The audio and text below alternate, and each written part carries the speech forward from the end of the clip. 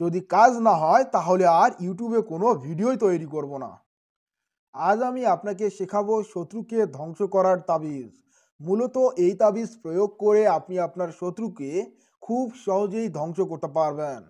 যখন আপনি আপনার শত্রুর দ্বারা অত্যাচারিত, নির্যাতিত এবং সেই শত্রু আপনার নানাভাবে ক্ষতি করছে এবং ক্ষতি করবে বলে ভাবছে, আপনি তার থেকে নিস্তার পেতে চাচ্ছেন, তাহলে বিলম্ব না করে সেই শত্রুকে বিনাশ করতে, সেই শত্রুকে ধ্বংস করতে আজকের এই তাবিজের প্রয়োগ করুন। 100% গ্যারান্টি দিয়ে দিচ্ছি, যদি সঠিক নিয়মে আজকের এই তাবিজের প্রয়োগ করতে পারেন তাহলে আপনার শত্রুর বিনাশ নিশ্চিত। যদি আপনি উক্ত নিয়ম পদ্ধতি ভালোভাবে জেনে বুঝে এর প্রয়োগ করতে পারেন।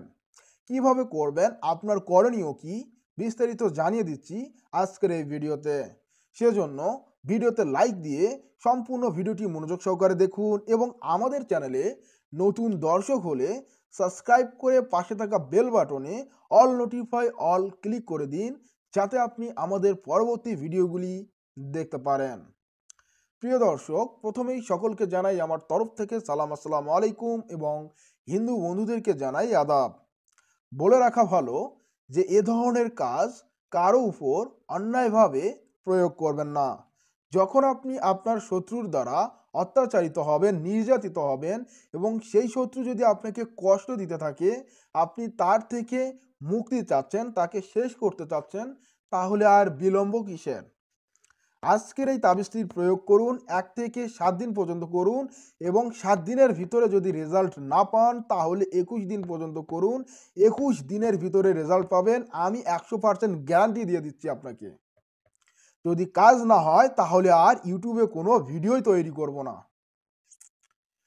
আপনারা মনোযোগ সহকারে আজকের এই ভিডিওটি দেখেন এবং নিয়মগুলি ভালোভাবে শিখে নিন এবং প্রয়োগ করুন। দেখবেন আপনার সমস্যার সমাধান আপনি নিজেই করতে পারবেন, এর জন্য কারো কাছে যেতে হবে না। কিভাবে করবেন দেখুন। এই কাজটি করার আগে আপনাকে কয়েকটা জিনিস বাজার থেকে সংগ্রহ করতে হবে। 1. ভোজপত্র। আপনারা কম বেশি সকলেই চিনে থাকবেন ভোজপত্র। 2. মেশকো জাফরান, যা আপনি বাজার থেকে কিনতে পারবেন। যদি আপনি ভোজপত্র এবং মেশকো জাফরান সংগ্রহ করতে না পারেন তাহলে আপনি সাদা কাগজের উপর কালো কালি অথবা লাল কালি দিয়ে লিখবেন। আমি যেভাবে লিখেছি ঠিক সেভাবে আপনি লিখবেন। যেহেতু কিতাবে উল্লেখ আছে ভোজপত্রের উপর মেশকো জাফরান দিয়ে লেখার, এখানে আপনি যদি আরো ভালোভাবে লক্ষ্য করেন, তাবিজটি লেখার নিয়ম রাত 12টার পরে ভোজপাতায় মেশকো জাফরান দিয়ে লিখবেন। ঠিক আছে? এখন যদি আপনি মেশকো জাফরান এবং ভোজপত্র সংগ্রহ করতে না পারেন তাহলে আপনি সাদা কাগজের উপর লাল কালি অথবা কালো কালি দিয়ে লিখবেন। আমি স্ক্রিনের মধ্যে পিন করে দিলাম, আপনারা এখান থেকে স্পষ্টভাবে দেখে নিন। যদি বুঝতে না পারেন তাহলে আমি এখানে লিখে দিয়েছি, ঠিক একইভাবে আপনি লিখবেন। এখন আপনার যদি আর্ট করার ক্ষেত্রে এখানে যদি ভুল হয় এবং এখানে যদি আঁকাবাঁকা হয় তাহলে কোনো সমস্যা নাই। শুধু আপনি এই জায়গায় এইটা লিখবেন, এই জায়গায় এইটা লিখবেন এবং এই জায়গায় এইটা লিখে এখানে যেভাবে আছে ঠিক সেভাবেই আপনাকে তাবিজটা লিখতে হবে। লেখার পর যেটা কমন বিষয় সেটা নাম, নাম আপনাকে লিখতে হবে। তবে এই কাজটি আপনারা পাক পবিত্র অবস্থায় করবেন। কাজ শুরু করার আগে 3 বার দরুদ শরীফ পাঠ করবেন এবং আপনি যদি হিন্দু ধর্মে হয়ে থাকেন তাহলে শত্রুকে ধ্বংস করার যে কোনো একটি মন্ত্র আপনি উচ্চারণ করে নেবেন।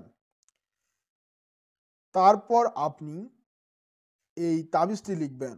আর যদি আপনি মুসলমান হয়ে থাকেন তাহলে আপনারা সূরা ফিল, পবিত্র আল কুরআনের সূরা ফিল 7 বার উচ্চারণ করে নেবেন। নেয়ার পর আপনি তাবিজটা লিখবেন শত্রুকে ধ্বংস করার উদ্দেশ্যে। তারপর এখানে তাবিজটা যখন লেখা হয়ে যাবে এখানে নাম লিখবেন। নাম কিভাবে লিখবেন আমি কিন্তু এখানে বুঝিয়ে দিয়েছি। অমুকের পুত্র বা কন্যা অমুককে অতি সত্বর ধ্বংস করে দাও, এইভাবে লিখবেন। নাম লেখার ক্ষেত্রে অবশ্যই শত্রুর মায়ের নামটা আগে বসবে, তারপর সে যদি পুত্র হয় তাহলে পুত্র, আর সে যদি মেয়ে হয় তাহলে কন্যা উল্লেখ করবেন, করে তার নামটা উল্লেখ করবেন এবং অতি সত্বর ধ্বংস করে দাও এটা লিখে দেবেন। লেখার পর এই তাবিজটা আপনাকে সেই শত্রুর সীমানা বা তার চলাচলের জায়গা বা সে যেখানে ঘুমায় সেই স্থানে কিন্তু আপনাকে পুঁতে দিতে হবে অতি সাবধানের সহিত, যেন শত্রু বুঝতে না পারে। আর এই তাবিজটি ভাঁজ করে নেবেন। নিয়ে আপনাকে যে কাজটি করতে হবে, শত্রুর সীমানা, শত্রুর ঘর অথবা চলাচলের রাস্তায় পুঁতে দিতে হবে। এটা আপনাকে করতেই হবে। এটা না করলে আজকের এই কাজটি সফল হবে না। এখন কখন করবেন, কোন সময় করবেন? আপনি যদি চান শনিবার মঙ্গলবারেও এই কাজটি করতে পারেন। তবে কিতাবের ভাষায় বলা হয়েছে, আপনি স্ক্রিনের মধ্যে লক্ষ্য করুন, এখানে বলা হয়েছে যে অমাবস্যার রাত 12টার পর আপনি এই তাবিজটা লিখে শত্রুর সীমানায় পুঁতে দিবেন।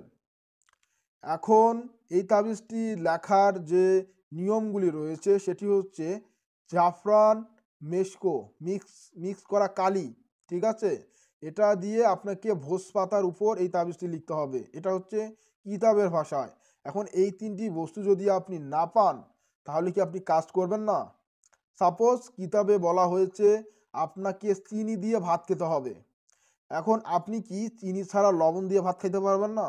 তো আমরা লবণ দিয়ে ভাত খাবো, মানে লবণ দিয়ে আমরা প্রয়োগ করব। সেজন্য লবণ হিসেবে আমরা ধরে নিলাম সাদা কাগজ এবং কলম, সাধারণ কলম। আর চিনি, মানে একটু যদি মিষ্টি স্বাদ পেতে চান বা কাজে যদি একটু ভালো মানে রেজাল্ট পেতে চান তাহলে আপনাকে চিনি দিয়ে ভাত খেতে হবে, তাহলে ভালো লাগবে।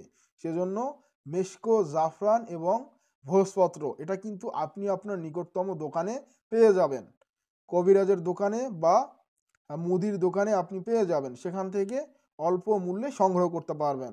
এতটুকু আপনার দায়িত্ব বা আপনার কাজ, যদি আপনি মিষ্টি খেতে চান। আর যদি মিষ্টি পছন্দ না করেন, নিয়মিত যেটা খান লবণ, এই যে লবণ হচ্ছে এটা দিয়ে আপনি খেতে পারবেন, সমস্যা নেই, খেতে পারবেন। তারপর এই তাবিজটা লিখুন, লিখে অতি গোপনে রেখে আসুন, যেটা বললাম। এবং এটার পাশাপাশি আপনাকে যে কাজটি করতে হবে বলি, ভালোভাবে শুনুন। সাদা কাপড় নেবেন 60 টুকরো, অবশ্যই মার্টিন কাপড়, অর্থাৎ কাপনের কাপড়। এটা আপনি কাপড়ের দোকান থেকে মানে কম টাকায় কিনে নিয়ে আসবেন। তারপর সেই কাপড়ের উপর এ ধরনের পেন অথবা 5-10 টাকার যে পেনগুলো আছে, এই যে এরকম পেনগুলা দিয়ে আপনি কিন্তু এই যে তাবিজটা লিখবেন।